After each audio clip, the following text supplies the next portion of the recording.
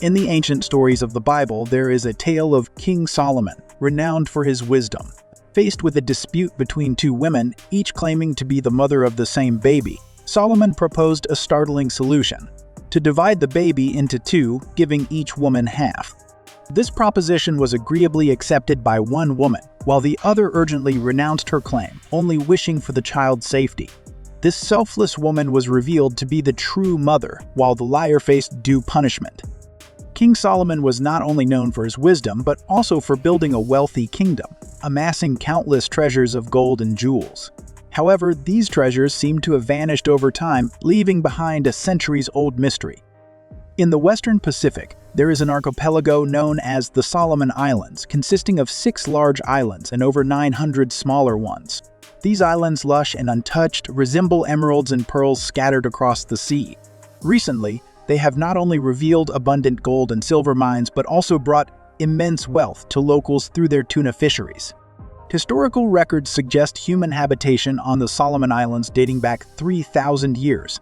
Yet, until recently, it remained a remote and underdeveloped area. Interestingly, the Solomon Islands are mysteriously linked to the legendary treasures of King Solomon. Since this association was established, the once secluded islands became bustling with activity.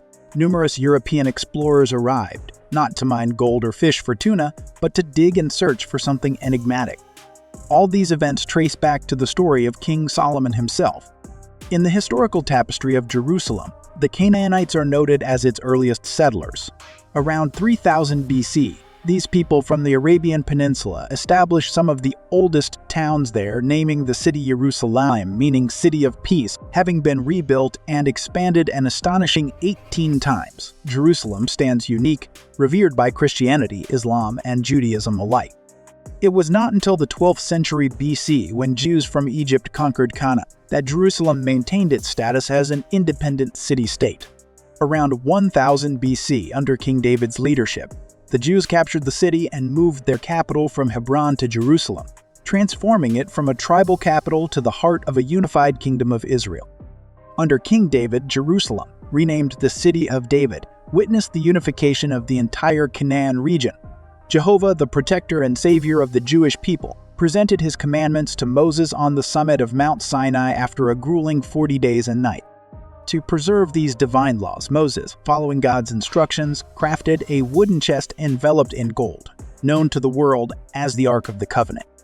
After King David unified Canaan, he brought the precious Ark of the Covenant to Jerusalem, temporarily placing it on an altar with plans to build a grand temple for it later.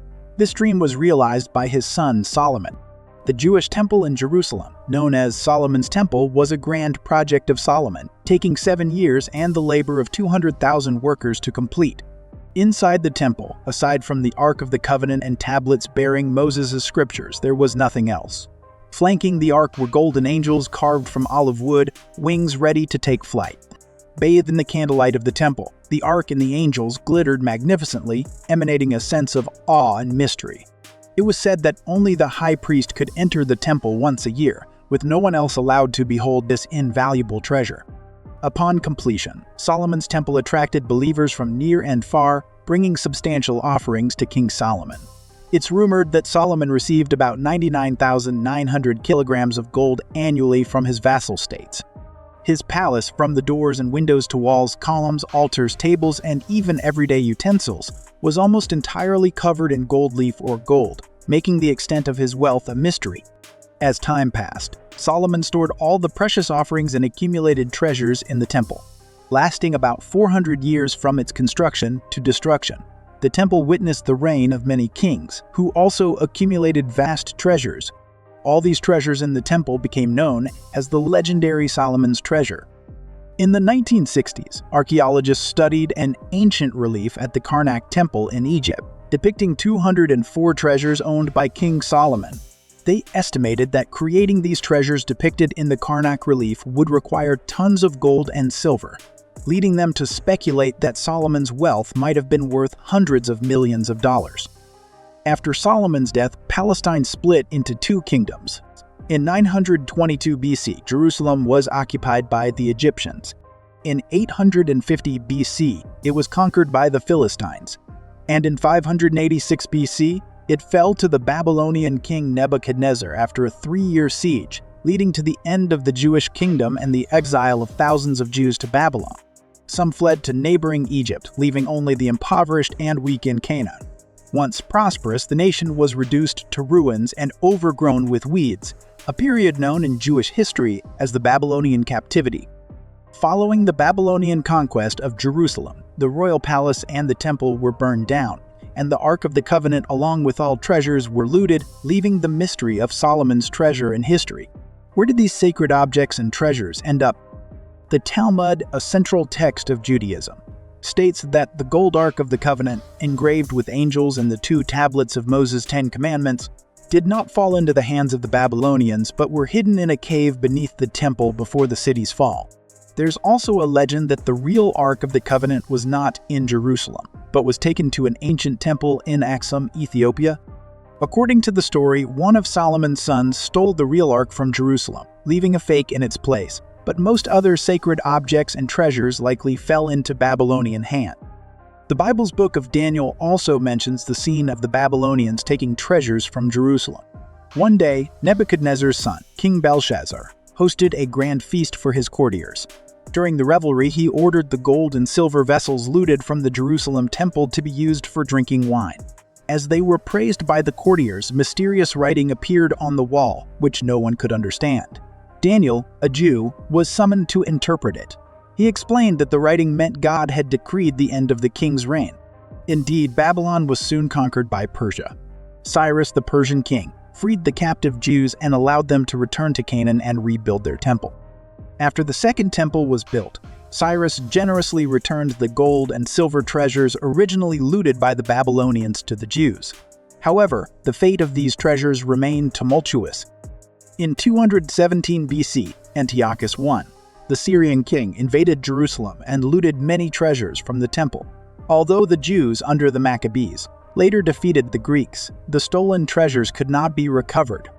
In 70 AD, the Roman army destroyed the Jerusalem temple. The Roman general Titus took all the items from the temple as spoils of war back to Rome. To commemorate the victory, a triumphal arch was built in Rome, depicting items taken from the Jewish temple, such as a giant 6-branched candlestick, silver trumpets, a gold table, a priestly breastplate, and various gold and silver vessels. However, these sacred objects and treasures did not remain in Rome for long. In 455 AD, the Vandals looted Rome and took these treasures to Carthage. Decades later, the Vandal kingdom fell to the Byzantine Empire, and the treasures were transported to Constantinople. It was later suggested to Emperor Justinian that these sacred objects had led to the downfall of Rome and Carthage and should be returned to Jerusalem. Justinian agreed and sent the treasures to Jerusalem, but they mysteriously disappeared en route. Regarding the whereabouts of Solomon's treasures, theories abound. Some believe the ship carrying the treasures sank in a storm in the Mediterranean, and the treasures remain underwater. Others speculate that the Vandals did not take the treasures from Rome, as the Goths had already attacked the city in 410 AD, and the Jews in the city hid them, later throwing them into the Tiber River, where they may still lie beneath the riverbed's mud. Some historians believe that the treasures in the Jerusalem temple were more than just the small portion taken by Titus. When the Roman army besieged Jerusalem, it's likely that the temple's priests had already hidden most of the treasures. In the mid-20th century, archaeologists at Qumran near the Dead Sea discovered a trove of ancient scrolls and documents, including a severely corroded copper scroll. Astonishingly, the scroll detailed various temple treasures' names, quantities, and burial locations, confirming historians' speculations. Despite attempts over 2,000 years to find the Ark of the Covenant and Solomon's treasure, no reliable clues have been found to date. The locations recorded in the Dead Sea Scrolls are difficult to identify due to the changing landscape and names over time. The first known attempt to find the Ark and the treasures was by a Jewish priest named Uriel. When Jerusalem fell, he hid and was not captured by the Babylonians. After their departure, Uriel went to the temple's ruins to find the Ark and hide it. He found the famous Abraham's rock at the leveled temple site, but the Ark was nowhere to be seen. Some believe that the Ark and Solomon's treasures might be hidden in a cave beneath Abraham's rock. Abraham's rock is a granite boulder measuring 17.7 meters long and 13.5 meters wide, protruding about 1.2 meters above the ground. It's believed to be the site where God tested Abraham's faith by asking him to sacrifice his son Isaac, but ultimately spared Isaac, replacing him with a ram. This rock is thus known as Abraham's Rock. It's said that in 700 AD, Islam's founder Muhammad ascended to heaven from this rock. After the Arabs conquered Jerusalem, they built the Dome of the Rock mosque there. In the 11th century, when the Crusaders occupied Jerusalem and learned of Solomon's treasure, they ordered a search in the caves beneath the temple ruins. Soldiers opened a hole, but those who entered were killed by toxic gases, forcing them to seal the entrance. During King Solomon's reign, he frequently set sail on long voyages, returning each time with an abundance of gold and silver. This led people to speculate that somewhere in the vast ocean lay a hidden treasure island, the source of Solomon's gold. In 1568, the Spanish navigator Mendana led an expedition to a group of islands in the South Pacific composed of coral reefs and volcanic islands. Seeing the gold necklaces worn by the islanders, he thought he had found the biblical Solomon's treasure and named these islands the Solomon Islands. This discovery attracted many Europeans seeking the fabled treasure, but most returned empty-handed. In the 19th century, several British adventurers tried to find Solomon's treasure in Jerusalem. They bribed the night guards of the Dome of the Rock Mosque to dig inside at night, camouflaging their work by day. Despite their efforts over several nights, they were eventually discovered and had to flee amid local condemnation. Later, it was speculated that the Ark of the Covenant and Solomon's treasure might actually be hidden in the Joab's Tunnel, a secret passage allegedly discovered by King David during his conquest of Jerusalem, which later connected to Solomon's temple. It was said that during the Babylonian captivity, the Jews used this tunnel to hide the Ark and treasures. In 1876, a British officer named Warren discovered a hole with a stone staircase in the ruins of a mosque near Jerusalem. He descended the staircase to the depths of the cave, where he found a circular hole in the rock ceiling and climbed through it, discovering a tunnel. Following the tunnel, he emerged in a narrow, dark cave and was astonished to find himself inside Jerusalem. Some believe this secret underground passage, built around 2000 BC, could be the legendary Joab's Tunnel. According to the Bible and other ancient texts, King Solomon married an Egyptian princess and had an encounter with the Queen of Sheba from southern Arabia. The Queen of Sheba, fascinated by Solomon's fame, brought gold, gems, and precious spices as gifts to Jerusalem. The Book of Kings describes Solomon's wealth and wisdom as surpassing all kings, with rulers worldwide seeking an audience with him. The Queen of Sheba was captivated by Solomon, who satisfactorily answered all her questions, and in return, Solomon granted her everything she desired. The Quran also mentions Sheba's queen visiting Solomon after their correspondence. Similar stories are found in Jewish and Aramaic versions of the Old Testament. Islamic tradition suggests that Solomon asked the Queen of Sheba to convert to Islam before marrying her. Later, an Ethiopian king claimed descent from Solomon and Sheba. The biblical account of this story is brief, only 25 verses, leaving Sheba's queen as one of history's most enigmatic figures. Some believe Solomon's treasure was later stolen by the offspring of Solomon and Sheba and hidden in southern Arabia or Aksum, Ethiopia. Others speculate it was taken to Egypt by the Egyptian princess. Therefore, many have searched in southern Arabia, Ethiopia, and Egypt, all without success. In the 1930s, American adventurers Richard Halliburton and Moses Stevenson searched for the Ark and Solomon's treasure in Joab's Tunnel. They found a secret passageway with stairs buried under sand. Attempts to excavate were thwarted by quicksand, nearly trapping them. The next day, they found the entrance covered again. In March 1939, Halliburton perished in a storm in the Pacific, and the location of the mysterious tunnel remained unknown. To this day, the Ark of the Covenant and Solomon's treasure remain a mystery. However, with significant archaeological discoveries in Palestine, discussions about finding the Ark and Solomon's treasure have re-emerged.